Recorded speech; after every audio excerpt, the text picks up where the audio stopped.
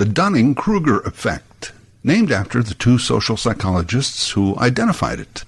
It might help explain what is currently going on in America, Canada, and much of the developed world. Let's check it out. I'm Larry Fedoruk, and this is Later That Same Life. On each episode of my weekly podcast, a different topic, discussion, or story from our lives. Season 18, Chapter 4. The Dunning-Kruger Effect. This psychological phenomenon was only identified in the late 1990s, and we have to thank not only Dunning and Kruger, but two Pittsburgh bank robbers, one Clifton Earl Johnson and MacArthur Wheeler. What great names, huh? Clifton Earl Johnson and MacArthur Wheeler. They could be two famous industrialists, politicians, explorers. But no, just two hoods. You won't believe this story. It sounds made up, but it's true. On January 6, 1995, Johnson and Wheeler robbed two Pittsburgh banks at gunpoint in the same afternoon. Neither Johnson nor Wheeler wore masks or attempted to disguise themselves in any visible manner. As a matter of fact, during the robbery, Wheeler paused to stare right into the security cameras and smile. Police picked up Johnson within days. And I guess he didn't flip on Wheeler because that took a little longer. A few weeks later, authorities released bank security footage to a local TV station who ran it on the 11 o'clock news. Just after midnight, they picked up Wheeler. Suspect is in custody. 10-4. As he was being cuffed, police heard him muttering, "But I wore the juice. But I wore the juice." What is that? You see, Johnson had convinced Wheeler that rubbing lemon juice all over your face would make you invisible to any camera. How? Well, come on, lemon juice is what they use to make invisible ink. Ah, genius. You may have something there. Now, MacArthur Wheeler, to his credit, I guess, decides to first test out this theory. He puts lemon juice all over his face and snaps a Polaroid of himself. Miraculously, due to some technical issue not connected to the lemon juice, his face does not appear on the photo. Wow, he thinks, that Johnson really knows his stuff. I think the scientific term here is he got a false positive. Obviously, he does not repeat the experiment, replication for verification. No, not at all. What more proof does he need? So, January 6th, 1995, Johnson and Wheeler load up, juice up, and hit those two banks. Apparently, not only was Wheeler completely incredulous at his arrest, but when shown the evidence, clearly him smiling into the bank security camera, he thought the footage must be fake.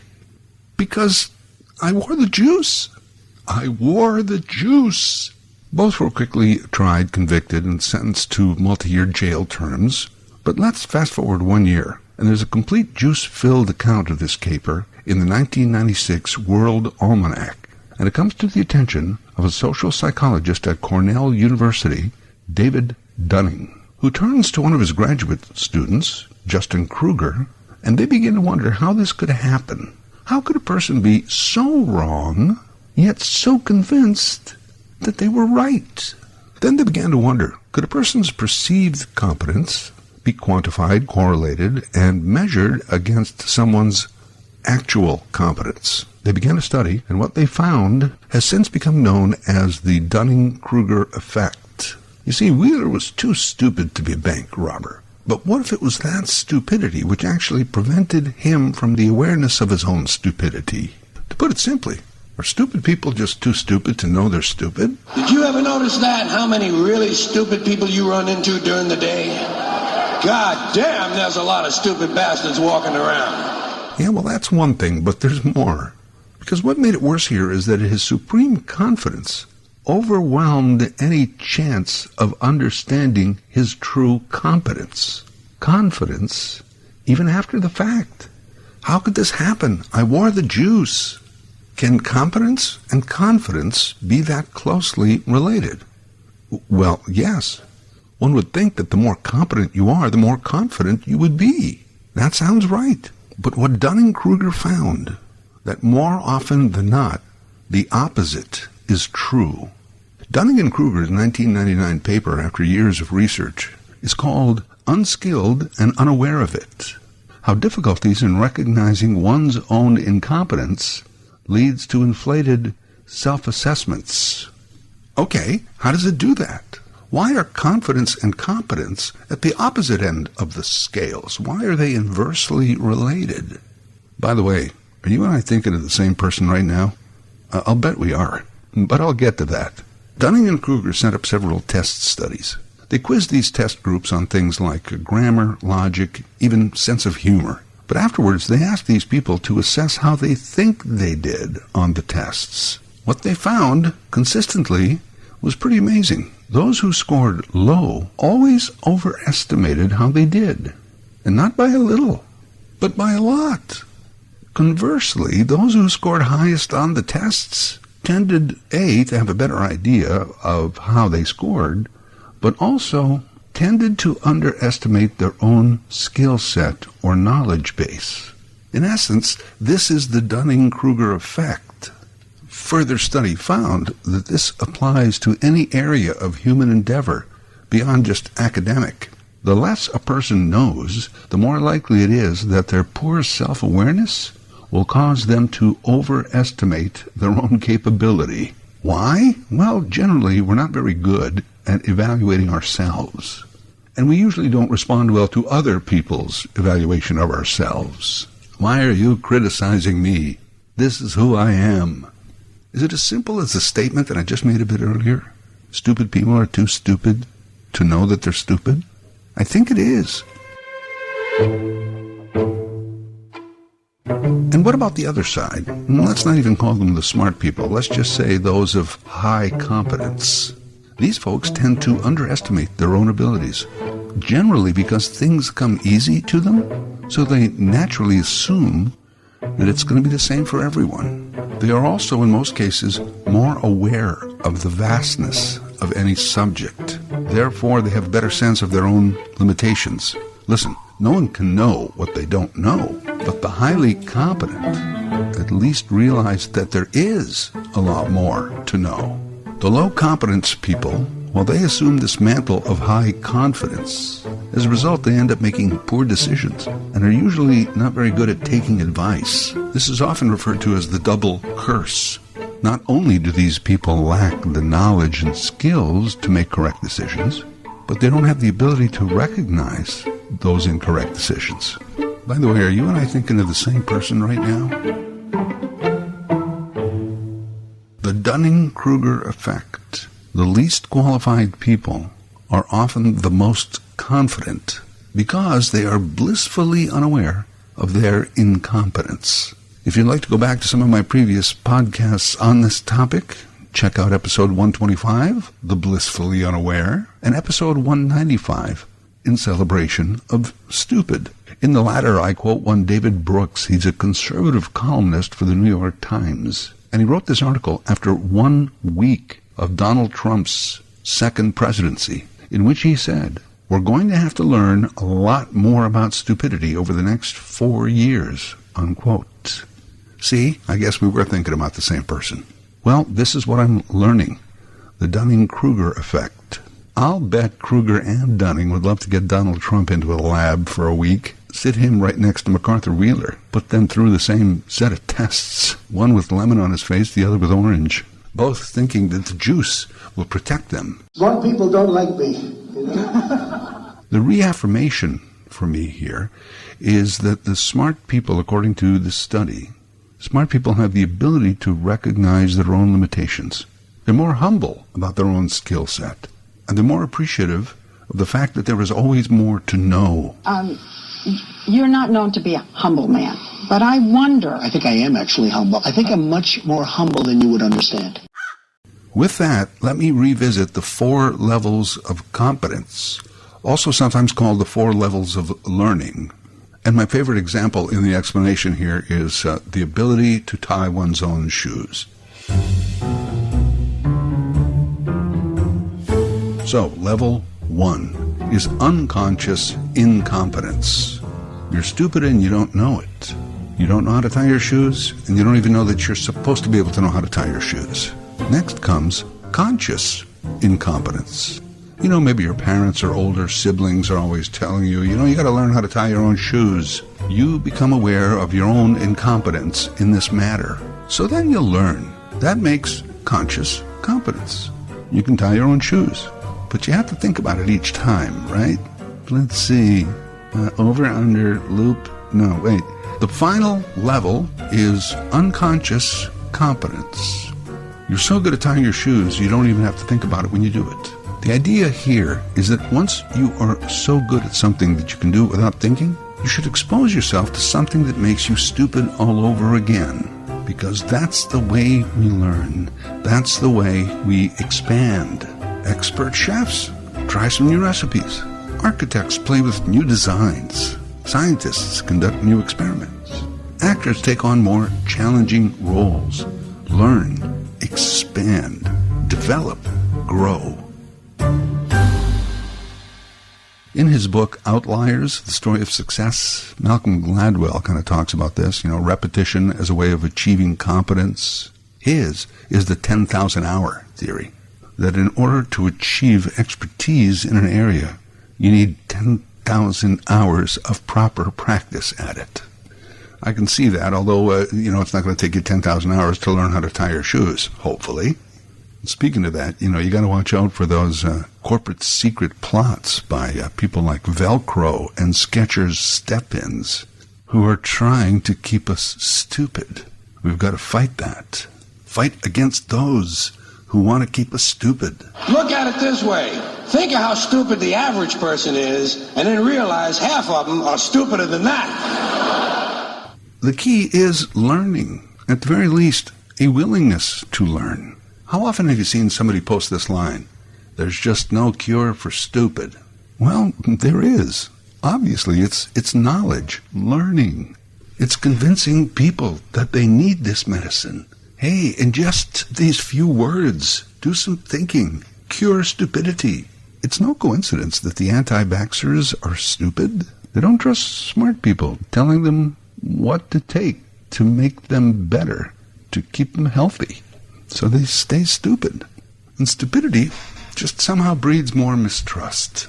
You might also wonder, as I did, why people with poor self-assessment of their skills would mask this with confidence. How does that happen? Well, as we know, a human being is a very complicated piece of machinery. I think denial has a lot to do with it. People go into denial to protect themselves from psychological discomfort, like the fact that they are stupid.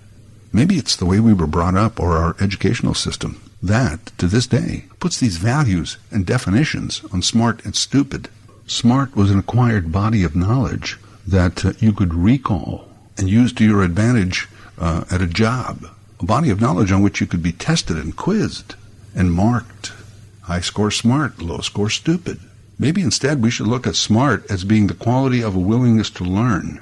Hey, I'd sooner hang out with a person who's willing to learn as opposed to somebody who thinks they're already a know-it-all, wouldn't you? Maybe the opposite of smart is not stupid, it's stubborn. So we end up with a lot of people in denial. It takes a lot of effort and energy to stay in constant denial, which is part of why it manifests itself in this high confidence and the seemingly inverse at odds connection between competence and confidence. It's weird, but true. I should add that constant denial leads one to harmful beliefs and behaviors. Are we thinking about the same person here? Smart people don't like me.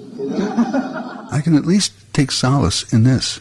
The odds are that the next time I see a loud-mouthed, overbearing person pretending to be confident, it likely means they're an idiot. Somewhat related to the Dunning-Kruger Effect, at least in my opinion, is the Peter Principle. The Peter Principle, a very famous book, first published in 1969, co-written by Canadian educator Lawrence J. Peter. Long before shows like The Office satirized corporate culture, the Peter Principle suggested that everyone rises to their own level of incompetence. And yes, the book was satire. It was meant to be a tongue-in-cheek look at corporate America. Quickly, though, researchers did study it and its treatise to see if in fact this was the case. It seemed that it was. You rise to your own level of incompetence. So you get a job at entry level, you show up, you work hard, sooner or later you get promoted. So you keep the routine, maybe you get promoted again. Eventually, and inevitably, according to Peter, you end up in a position you are just not qualified to do properly. You have achieved your level of incompetence. Plus, people are usually promoted to managers and directors and VPs, not necessarily because they're good leaders. On the contrary, these positions are often rewards for being a good follower, a good soldier, works hard, obeys the rules, maybe kisses up a bit.